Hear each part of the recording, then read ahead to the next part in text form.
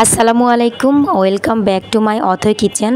আজকে আমি আপনাদেরকে শেয়ার করব খুব সহজে দুধ দিয়ে পুডিং বানানো। তো চলুন দেরি না করে দেখা যাক আমি কিভাবে দুধ দিয়ে এই পুডিংটা বানাই। প্রথমে একটা পাত্রে আধা কেজি মতো দুধ ঢেলে নিচ্ছি, আর এই দুধটা আমি খুব ঘন করে জ্বালিয়ে নেব এভাবে নেড়ে চেড়ে। এই পুডিংটা কিন্তু খেতে অনেক ভালো লাগে এবং বানানোটাও কিন্তু অনেক সহজ, যে কেউ এই পুডিংটা বানাতে পারবে। এখন আমি যতটুকু মিষ্টি করব সেই পরিমাণ অনুযায়ী চিনি দিয়ে দিলাম। এখন দুধ আর চিনিটা ভালোভাবে মিশিয়ে নেব।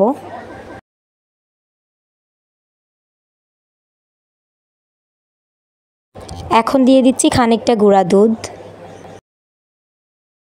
আবারও নেড়ে চেড়ে মিশিয়ে নিচ্ছি।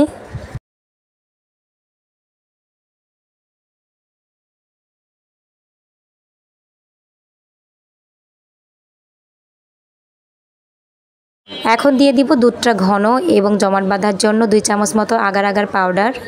দুধের সাথে এই আগার আগার পাউডারটা খুব ভালো করে মিশিয়ে নিতে হবে, আর এই পাউডার দেওয়ার ফলে দুধটা খুব ঘন হবে এবং ভালোভাবে জমাট বাঁধবে।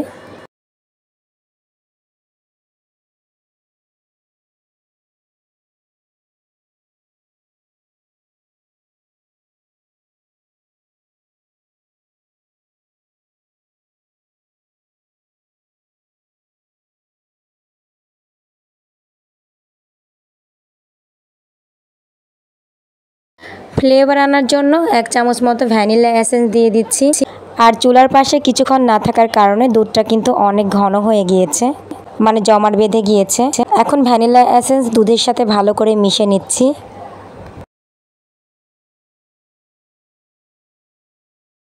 দুধটা বেশি ঘন হয়ে যাওয়ার কারণে আমি একটু পানি দিয়ে পাতলা করে নিলাম, তা না হলে এই পুডিংটা ভালোভাবে বসবে না। তো এখন আমি যে বাটিতে পুডিং বসাবো সেই বাটির মধ্যে এই দুধটা ঢেলে নিচ্ছি।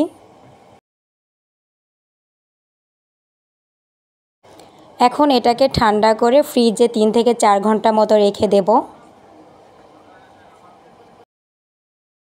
4 ঘন্টা পর ফ্রিজ থেকে বের করলাম, আর পুডিংটা কিন্তু খুব সুন্দরভাবে বসেছে। এখন আমি 4 পাশ দিয়ে সুন্দর করে কেটে নেব। আর পুডিং বসানোর আগে বাটিতে কিন্তু আমি সয়াবিন তেল একটু মাখিয়ে নিয়েছিলাম, এতে করে পুডিংটা খুব সুন্দরভাবে উঠে আসবে। তো এখন আমি 4 পাশ দিয়ে এভাবে সুন্দরভাবে কেটে নেব যেন পুডিংটা খুব সহজে উঠে আসে। এখন একটা ছোট প্লেটের ওপরে পুডিংটা ওপর করে ঢেলে নেব। তো দেখেন পুডিংটা কিন্তু খুব সুন্দরভাবে বসেছে।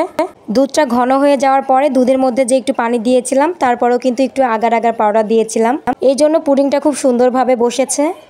এখন আমি চাকু দিয়ে কেটে দেখব যে কেমন হয়েছে পুডিংটা খেতে। আর এইভাবে আপনারা ট্রাই করে দেখতে পারেন, আশা করি খেতে অনেক ভালো লাগবে। ছোট বড় সকলের কিন্তু এটা খুব পছন্দ হবে। আর আমার ভিডিওতে যারা নতুন তারা অবশ্যই সাবস্ক্রাইব করে দেবেন এবং লাইক কমেন্ট শেয়ার করে পাশে থাকবেন। এখন আমি পুডিংটা ট্রাই করে দেখব যে কেমন হয়েছে। পুডিংটা দেখতে কিন্তু খুবই লোভনীয় হয়েছে। এখন আমি ট্রাই করব। আর আপনারা চাইলে এই পুডিংটা একটু নরম করেও বানাতে পারেন।